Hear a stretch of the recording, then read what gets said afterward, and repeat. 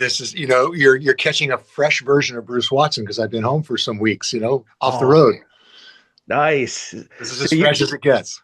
you're probably feeling like a caged animal, ready to get out there, get on the road, hit the stage, man. There's a little bit of that. There's a little bit of that, you know.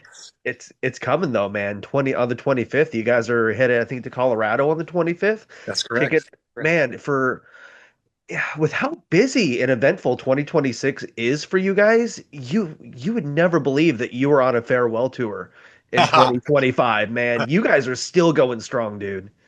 There is no end in sight. That's the name of one of our records. That wasn't an intended pun. Um, yeah, I think this is Foreigner's had several chapters, and this is we're just beginning a new, fresh chapter Sure. with everything's with the same quality and the same spirit, but Hmm. it's like it's a rebirth in a way, and I mean Yeah. the excitement surrounding it is you can taste it. Yes. Dude, 50 years, man. 50 years of Foreigner. Um, it's is it hard for you to believe that you're outside of Jeff and Mick, you are one of probably the longest tenured member of the band. You've been in for what, 15 years now? Try 15, yeah, yeah. Which 15 years in a touring band is like 150 years of normal time. Yes. But Yes. to your point, I mean, there are a couple guys that have been in a little longer than me. But I think that's sort of this is not. There's a depth to the personnel and a depth to the whole band, the management with Foreigner. Um, there's this thread that's continued through various phases of the band, which is just high level quality and authenticity and sincerity. Yeah. And I mean, I'm surrounded by excellent musicians on stage, and that's really important. Yes. Um, and speaking about a well-oiled machine, you have to be a cohesive unit for to pull off everything you guys are doing this year, man. Just looking at it, man. The tour kickoff out in Colorado, the acoustic run, the Vegas residency, working with the San Diego Symphony, bringing Lou back into the fold for a run, man. Let's talk about that. How has it been working with Lou on this stretch that he's been with a couple dates and with the run that's going to be coming up? Yeah, That's huge. it is huge. It's huge, and it's hugely impactful on us. It really has tied the whole thing together. I think for us, having Lou back in the mix, um, there's so much mutual respect and so much again like sincerity. The relationship that Luis and Lou have as lead singers is so great. Nice. They just really get along well. Um, I think Lou definitely knows how much respect we have for him, and I think that he has respect for us because he sees how we are continuing the spirit and the legacy of this thing that they created so many years ago. Hmm. It's Yeah. great having Lou. I mean, it really, I can't overemphasize how great it is to have him in the mix. And also we have the other guys like Rick Wills and Al Greenwood who anytime they want to come out and play with us. But it is really special to have Lou back in the mix. I saw him on the Brett Michaels tour a year or two ago, and I was, good God, his voice still sounds just when he sings "Cold as Ice," man. It gives you, I hate the pun, it gives you chills, dude. You know, um, That's I've heard them all, but I've never heard that one. That was good. That was good. sorry, I did not mean it. Um, That was really good. but speaking of, with Lou, I'd be remiss if we didn't touch on Luis taking over the helm for Kelly. Yeah. And God, Kelly was such a great front, not just vocally, stage presence Yeah. wise, so amazing. But good God, Luis, those vocals, dude. Yeah. Oh my God. And Yeah. he has the same vocal style, sounds similar to Lou and Kelly as well. And I feel like that vocal delivery is very important for a band with the legacy of Foreigner. Yeah. I mean, those vocals that performances that Lou delivered on those records and in shows in the late 70s and early 80s. I mean, they're he got to be in the top. If you can say top 10 and be, even go maybe top five greatest rock singers ever. Hmm. So the people who have had to step into those shoes, that's a really big, big set of shoes to fill. And yes, Kelly, I mean, yeah, the performer, amazing, and the singer, amazing. And Yeah. um, but Luis is, he's the next guy. And Lou really, I've heard out of Lou's mouth say how much he really likes Luis's interpretation Mm. of the songs and of the vocal performances. You know what Lou doesn't want? He does not like when people sort of mime and mimic the songs. He because he doesn't sing them the same every night. He Right. phrases things differently. He wants it to be fresh for him, Hmm. and consequently fresh for the audience. And so he knows that Luis isn't trying to imitate him. I think just Luis naturally is the kind of singer that if Luis does Luis, it's going to be a great Yeah. foreigner vocal. Hmm. And that's what Yes. Lou. I think that's what Lou really likes, and that's what we like, and I think the audience really likes it too. It's so real, it's so authentic. I can't wait to see it live. You guys are going to be here in Noblesville. It's talking about the summer tour with Skinner, man. You guys are hitting a lot of the amphitheaters that you tend to hit when you guys go out. Noblesville is always a great turnout for you guys Yeah. here in Indianapolis, Yes. man. Yes, it is. It is. But talking about this 50th anniversary kickoff out in Colorado, 50 years of Foreigner, man. Is it the fact that it's 50 years of the band is that part of the reason why you guys are making it such a busy, eventful year? Because it's almost like different chapters throughout the year as well for you guys Yeah. too. Um, I interesting. I would say this year is not really that much more busy. Well, it might be less busy than last year. Last year was madness. We got inducted to the Rock and Roll Hall of Fame. Just prior to that, that was a big build up to that. We did a performance on Ellis Island, which was a really, really huge, complicated production.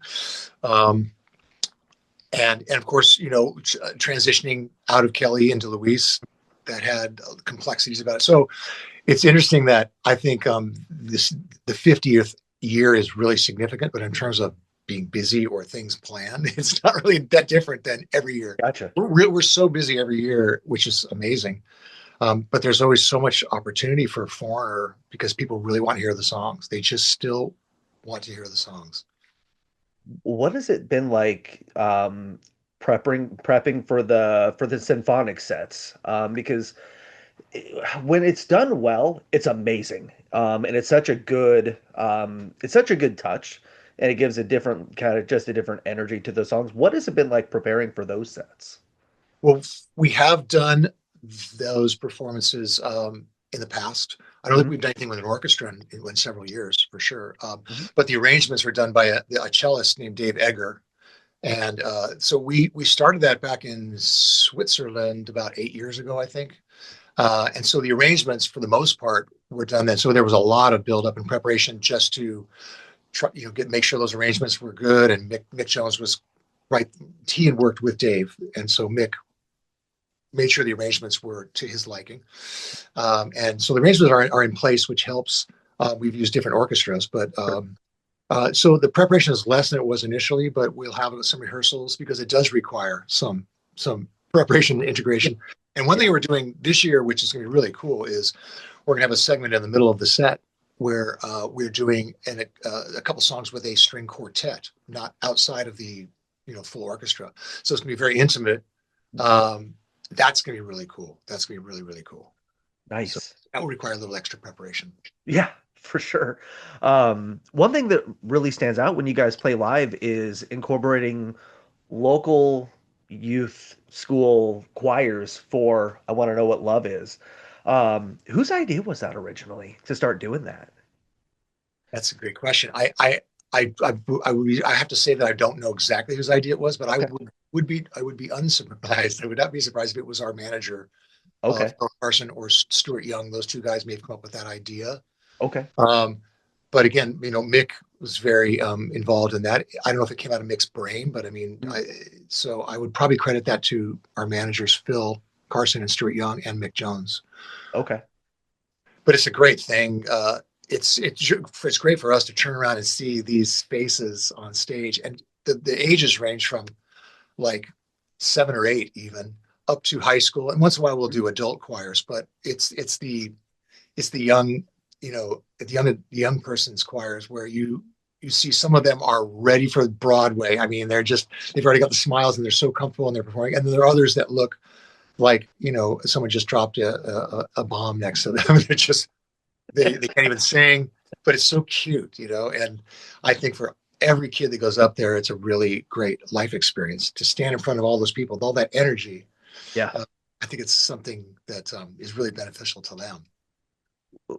How do you guys keep it fun Oh, it's on the easy. road after all these years, man? Because touring it ain't for everybody, and it's not. Fans don't realize how hard it is. It's not always great, but how do you keep it fun? What makes you keep falling in love with touring after all these years? It's really easy. There are two things. One is the great material that I get to play every night. The songs are so excellent. Um, they refuse to grow old on me. I still like playing the songs, and that surprises me. So that's number one. And the other thing is where Mick Jones comes into play, casting and getting the right people together. Mhm. Um, there's no outsider within the band. I mean, and so it's fun because we share the same humor, and we are committed to making sure that if there's an opportunity to laugh about something, we're going to find it and we're going to exploit that. I've seen that. So we really, we're different people, but we're like-minded in that we realize how fortunate we are, and we get along. We simply laugh at the same stuff. So Yeah. those two things, the great songs and then great chemistry. Yeah, one because as a concert photographer, I'm right there up there against the stage and shooting Foreigner a couple times. One thing that always stands out to me is watching you guys perform live is these guys are just having so much fun up there. And it's not always that way with bands live, but I'm like, good God, these guys are just having so much fun on stage, whether it's with each other or just interacting with the fans in the front couple rows, Yeah, you guys are still having fun yeah, performing and playing music and touring after all these years. And that's one thing that really stands out. That's also one reason I was so surprised it took so long to get the band into the Hall of Fame because right. it's Foreigner is one of those bands that just should have been in there so much sooner than you Yeah, guys went in, man. But you guys are still having fun, man, and that yeah. really stands out. I do believe that that's part of the reason the continued success of the live, concerts. It's just we really are having fun, and we're committed to putting the energy into it. Like if we're tired, well, too bad. Mhm. You have to go out there in 90 minutes. If your knees are killing you, which I think all of our knees are killing us at this point in our life, but so we are committed to putting the energy into the show, and we have so much respect for the people that are paying good money to Mhm. come and see the band.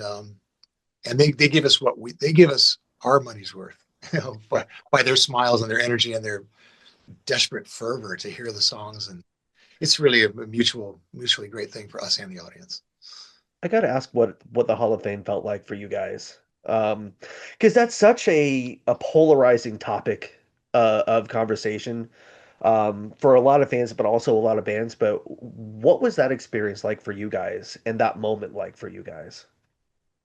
Um, it was a huge honor, and for we I, for instance, wasn't inducted to the Hall of Fame. Right. Foreigner was, and I'm in Foreigner. Yeah. Um, so I was a part of it, and I was there. But um, you have to be. It's 25 years is the marker of time, and also the original guys who were on the recordings were the ones who were inducted. Sure. So I really got off on witnessing it through their eyes, and I know how much it meant to them because it was a real struggle to get Foreigner in, Mhm.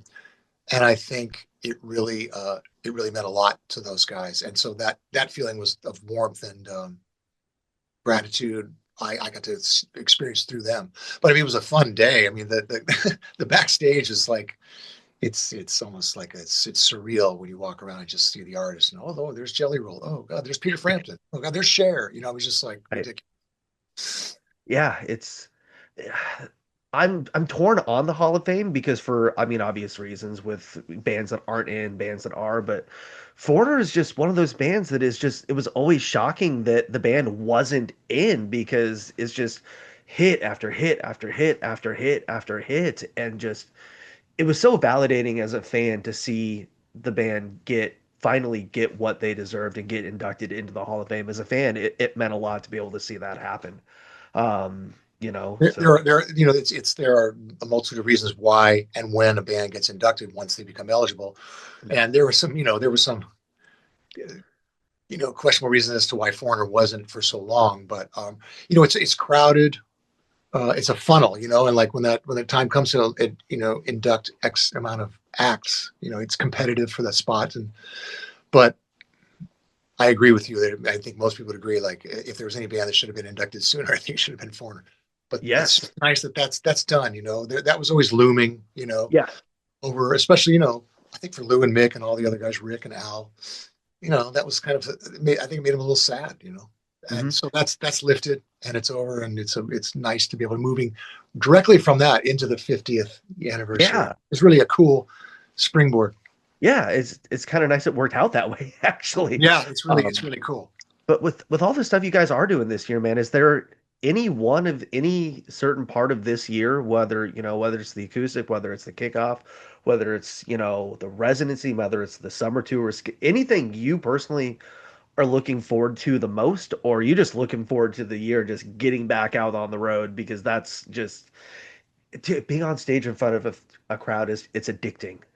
It's You're right. just it's so addicting, and you just when you're not there, you don't feel like you're complete. I feel like. You're just saying it well, and I'll answer the first part of the question second. But to that point, once you do this long enough, you sort of can't help but live this dual existence of when you're on the road. A certain amount of time, you miss your family. You just want to sleep in your bed, like Yeah, for a string of nights in a row. If you have a dog, you want to see your dog. You want to drive your car. You want to go to yeah, the restaurant, the breakfast place by your house.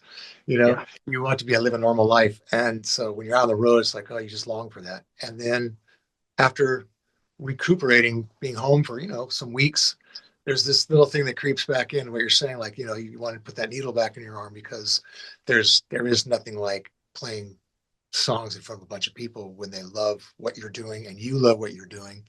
That's really hard to replace in your life. So we're all kind of screwed in the best possible way because either way, the grass is always, I mean, if it's not greener, it's just there's always some green grass that we're not able to yeah. access.